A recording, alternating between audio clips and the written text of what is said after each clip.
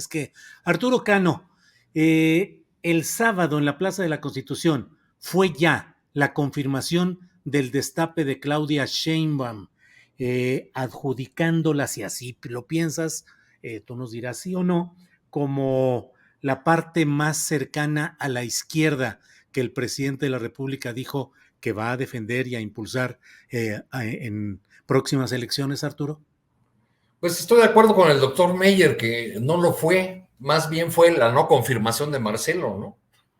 Pero sí lo ves así, la no confirmación de Marcelo. Pues me parece que el retrato que dibujó el presidente pues aleja un tanto al canciller, que a todo esto, en medio de declaraciones de Blinken, de visitas oficiales de Kerry, de guerra desde el Congreso de Estados Unidos, uno se pregunta, pues, ¿dónde anda el canciller? ¿Dónde está? No se ve.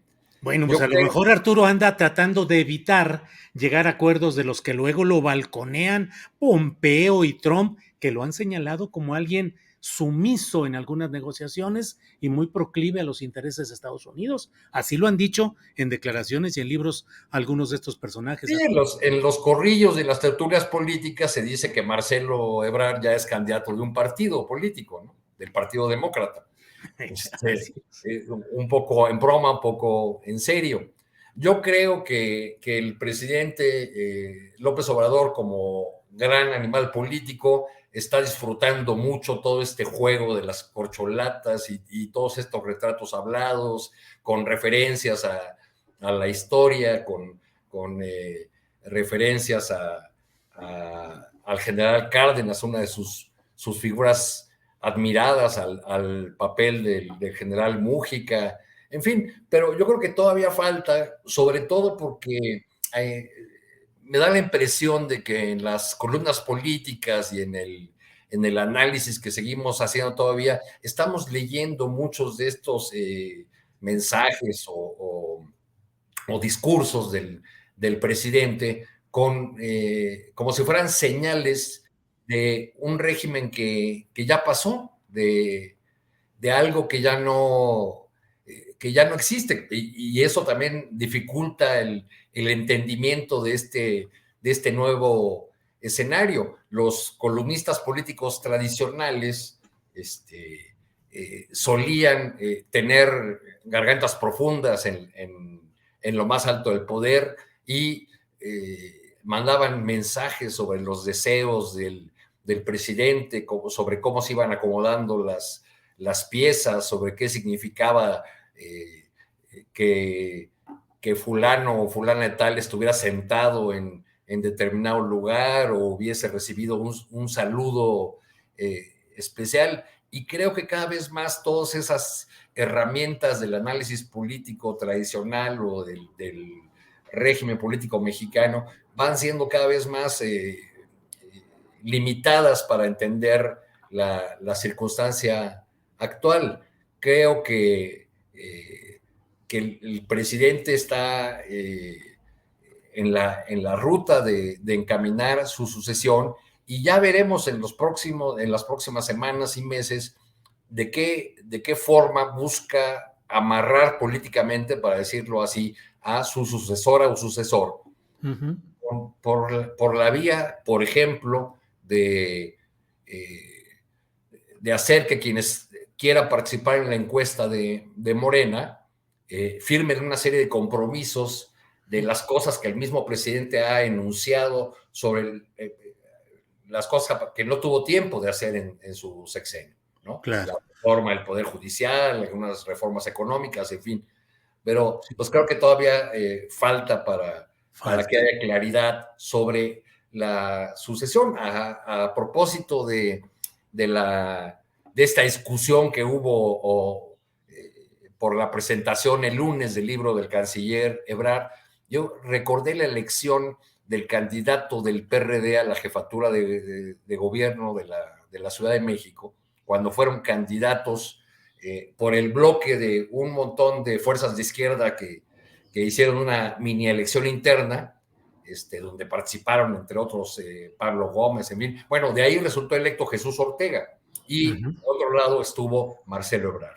unos días antes de que se celebrara esa elección, que no fue encuesta, fue una elección en urnas, Andrés Manuel López Obrador concedió una entrevista y dijo que él preferiría a Marcelo Ebrard. Esa, ese anuncio, esa decisión fue fundamental para que Marcelo Ebrard fuera el candidato, ganara esa elección y se hiciera de la candidatura Claro. a la jefatura de gobierno. Bien, Arturo. Romina, ¿cuál es tu lectura de lo sucedido el sábado en la Plaza de la Constitución? Las palabras del presidente significan una no confirmación, como dice Arturo, una no confirmación o acaso una virtual exclusión de Marcelo Ebrard. ¿Crees que por el otro lado el sentido de lo que dijo el presidente ubica o perfila más a Claudia Sheinbaum y Adán Augusto se queda volando por ahí? ¿Cómo lo ves, Romina? Tu micrófono. Tu micrófono. Sí, Ya. creo que Adán Augusto últimamente, digo, salvo por todos estos episodios que tuvo en semanas anteriores de varias declaraciones polémicas que se mantuvo en los medios de comunicación, ahora ha estado, ahora sí, muy bajo perfil.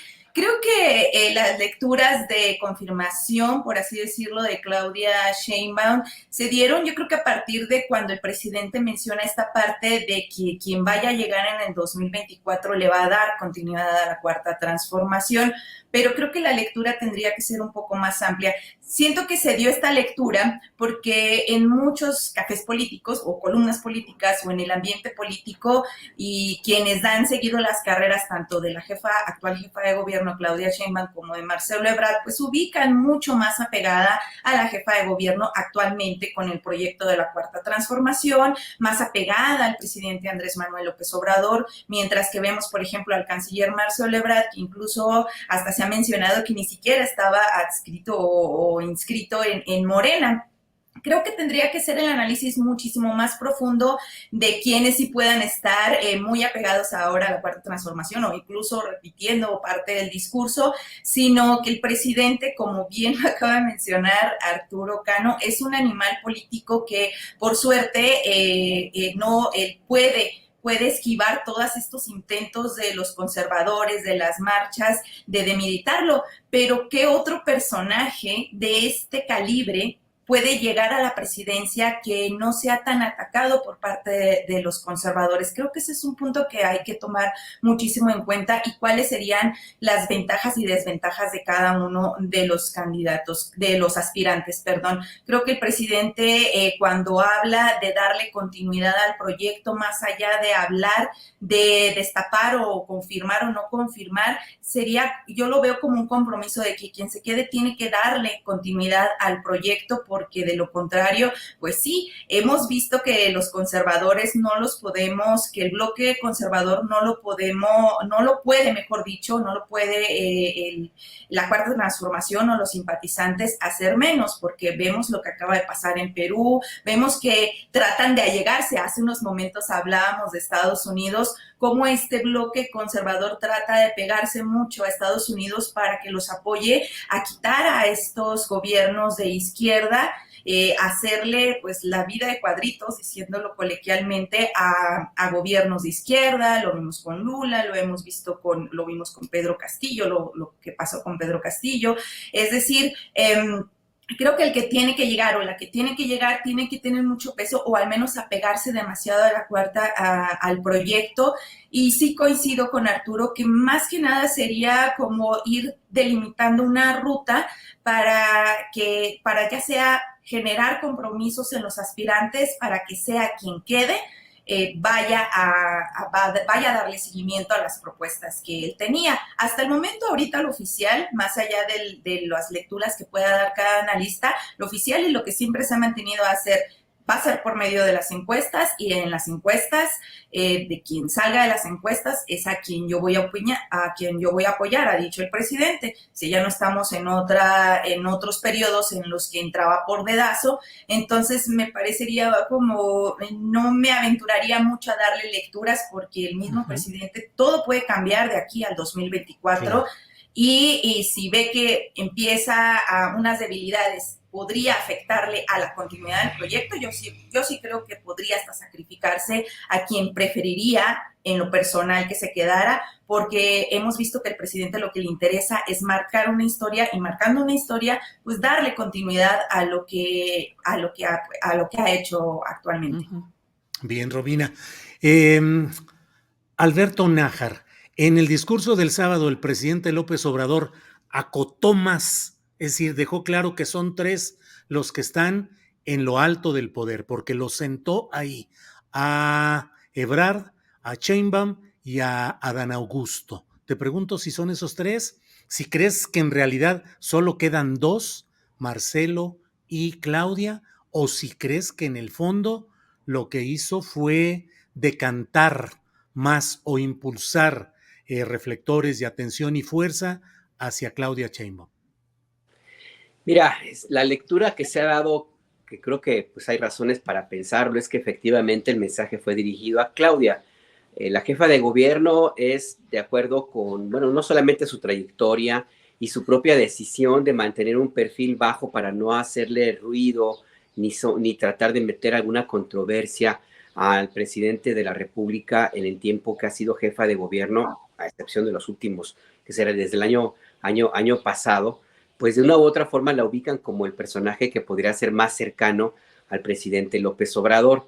Pero lo mismo se puede decir de Adán Augusto, de quien son cuates, pues desde que eran niños, pues iban a pescar pejelagartos allá en Tabasco, los dos, o sea, ahí, y de Marcelo Ebrard, pues también, por supuesto, ya recordaba Arturo un episodio en años pasados, y también hay que recordar que efectivamente Marcelo Ebrard se hizo a un lado para que fuera candidato a la presidencia Andrés Manuel López Obrador, creo que fue en 2012. Entonces, con los tres hay como ciertos compromisos.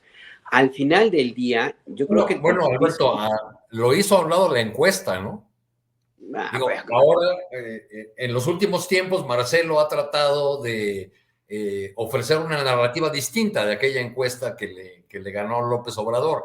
Y ha dicho que fue su generosidad la que permitió que Andrés Manuel fuera el candidato. Que en su momento, pues siempre hubo la misma crítica de ahora, encuestas no conocidas, encuestas con metodología que nadie sabe realmente qué sucedió, a cuyo final Ebrard declina o cede el paso a López Obrador para la candidatura presidencial y negocian una desgracia para la Ciudad de México que fue la postulación de Miguel Ángel Mancera. Bueno, pero acuérdense que desde entonces estaba esa versión, o sea, no es algo que sea reciente. O sea, desde esa época ya se hablaba de que efectivamente Andrés Manuel no las tenía todas consigo, básicamente porque había tenido un desgaste muy fuerte después del movimiento de 2006 y porque de una u otra forma había pesado también mucho toda esa decisión de irse a recorrer todo el país y toda la campaña que hubo en su momento de medios de comunicación. Y Marcelo Ebrard de una u otra forma, pues ahí tuvo una cierta proyección como jefe de gobierno y su decisión de mantener una cierta distancia hacia ese impresentable sujeto que usurpó la presidencia. Entonces, pues sí, hay versiones allí. Al final del día, el caso es muy sencillo. Pues Marcelo Ebrard pudo haber hecho algo más de lo que decidió no hacer. Le dejó el espacio a Andrés Manuel, ya sea porque haya perdido la encuesta efectivamente o porque de una u otra forma decidió no hacer olas y permitir que la postulación de Andrés Manuel fuera sin mayores problemas. Entonces, ese tipo de situaciones son como pendientes que quedan allí y que el presidente López Obrador pues, los tiene muy, muy presentes. Yo lo que quería mencionar era, a ver, no hay que olvidar que lo que le interesa al presidente de la República no necesariamente pasa por las cercanías, por las amistades o por quienes le han demostrado un trabajo o acompañamiento durante mucho tiempo. Nomás hay que recordar a César Yáñez, nada más, por ejemplo, ¿no? O lo que sucedió en su momento con Noroña, que se agarraba casi a golpes con este Molinaro Casitas o con que está ahora en la cárcel, Genaro García Luna, por defender a Andrés Manuel. Y cuando llegó el momento de la decisión de que pues, el presidente se dio cuenta de que le representaba más negativos que positivos y se hizo a un lado de Fernández Noroña, y lo mismo ocurrió con otros personajes que participaron con él muy cercanamente, que lo defendieron y a los cuales Andrés Manuel dijo simplemente lo que importa es el proyecto. Y es que aquí, al final del día, yo sí creo que fue Arturo quien lo mencionaba, pues todavía falta un rato. O sea, de plato a la boca sí se puede caer la candidatura. Y ahorita puede ser que Claudia sea la más, digamos, la que te pueda parecer con más preferencias en términos inclusive de encuestas internas de Morena. Acabo de ver una. Y sí, tiene muchos buenos positivos Claudia, pero eso no le garantiza a nadie, a ninguno de los tres, que vayan a ser los candidatos. Yo creo que todavía falta un ratillo más para que se tome esta determinación. Y lo que dijo el presidente yo lo interpretaría también, no solamente como lo que ha dicho Arturo y Romina, en el sentido de que puede ser un mensaje para Marcelo Ebrard, sino creo que más bien un mensaje para los tres, como para decirles todavía faltan, ninguno la tiene segura. Y más vale que sigan la ruta que estoy marcando otra vez desde el Zócalo y como lo marca con frecuencia en Palacio Nacional. Así es que pues sí, todavía falta todavía un poco más para decantar. Mientras, Andrés Manuel, como buen político y como sumamente pragmático y como un colmillo de 10 metros, pues está muy divertido, la verdad. O sea, está viendo cómo se mueve todo y pues digo, pues así juega la política, así lo hacen.